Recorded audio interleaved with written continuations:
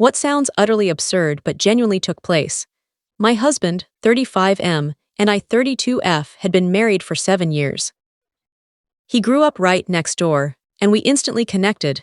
It felt like something out of a dream. One element I always believed strengthened our bond so much was the deep friendship we shared and the complete trust between us.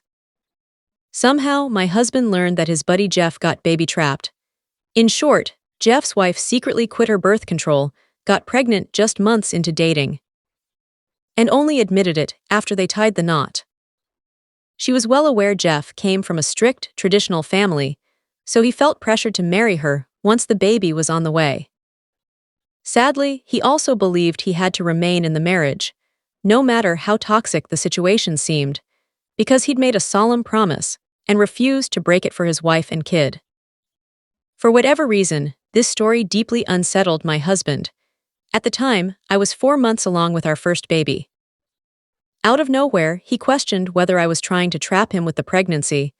I initially laughed it off, assuming he was teasing. He was completely earnest and insisted he meant it. So I pointed out that we'd already been married 7 years. Having a child wasn't going to bind him any tighter than our vows already had. He hated that response.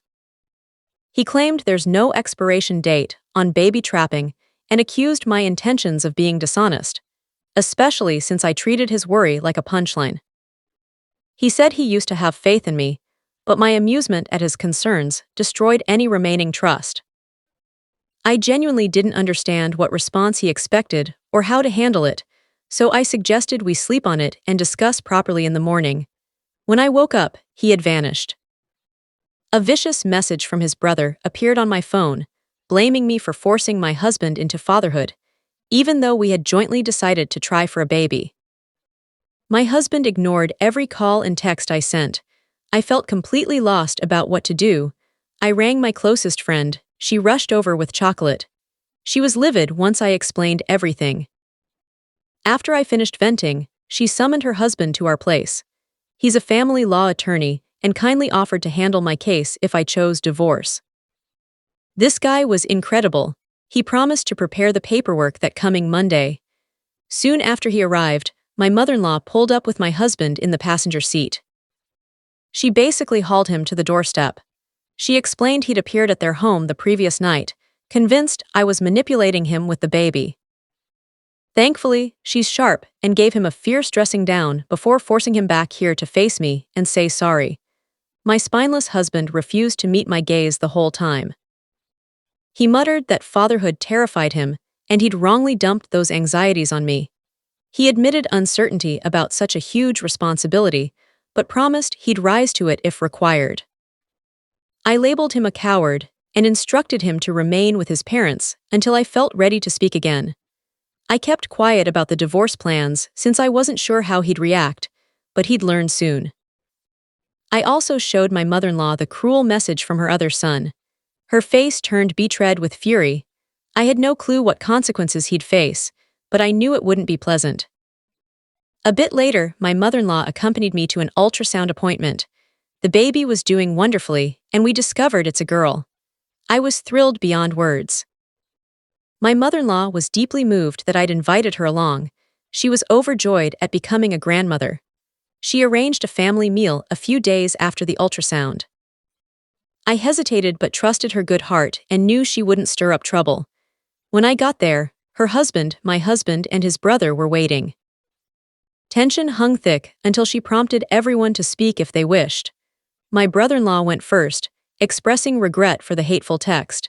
He claimed he'd reacted impulsively to back his sibling. I described how painful and malicious it felt, reminding him that he knew we'd been actively trying for nearly a year. He bowed his head in embarrassment and muttered incoherently. That was basically all he contributed the rest of the gathering. Next, my mother-in-law fixed a stern stare on my husband. He avoided looking at anyone. Finally, she declared he was no longer permitted to stay under their roof.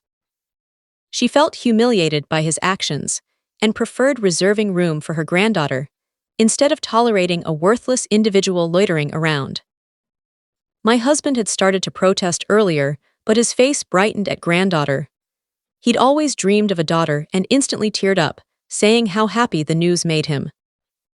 Suddenly, he wanted to feel my belly and asked to return home to decorate the nursery. I refused, stating he wasn't welcome back, that he'd shattered every bit of trust I had.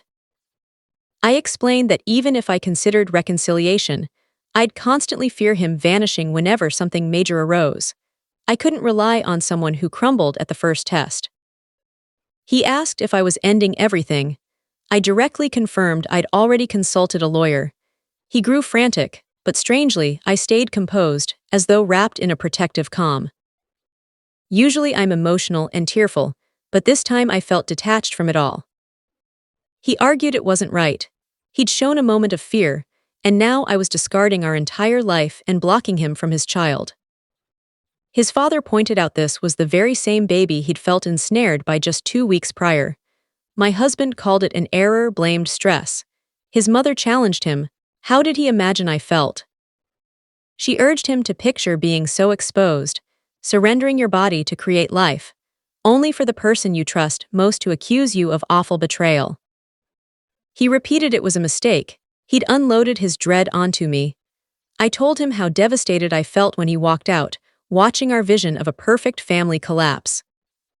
He insisted he still desired that future with me and our daughter, but panic had overtaken him. I said that explanation fell far short of justifying the pain he caused, and he certainly hadn't appeared panicked when his mother practically forced him to my doorstep for an apology. He had little reply beyond claiming he was prepared now and longed for our little girl. Throughout all his pleas about wanting me and the baby, he never offered a genuine, sincere apology. After an extremely lengthy conversation, the meal concluded. My mother-in-law upheld her decision. He wasn't welcome at their home. He asked once more to leave with me. I reminded him it was my home now, a secure place for me, and he had no place there. From what I understand, he ended up at some random hotel. Later that week, divorce papers were delivered to him at his workplace. My friend's husband had prepared them earlier, but I delayed serving until I'd fully processed everything. I got several missed calls and sobbing voice messages begging whether I was truly dismantling our family. I didn't reply. He even sent a tearful selfie from his car. My best friend found it hilarious. When my mother-in-law learned, she phoned to affirm I was doing the correct thing. She never wished for the marriage to collapse or for her son to act so heartlessly, but she vowed to support both me and the baby. We'd forever remain family to her. She attempted to say sorry for him, but I gently said it wasn't needed. Ultimately, his choices belonged to him alone.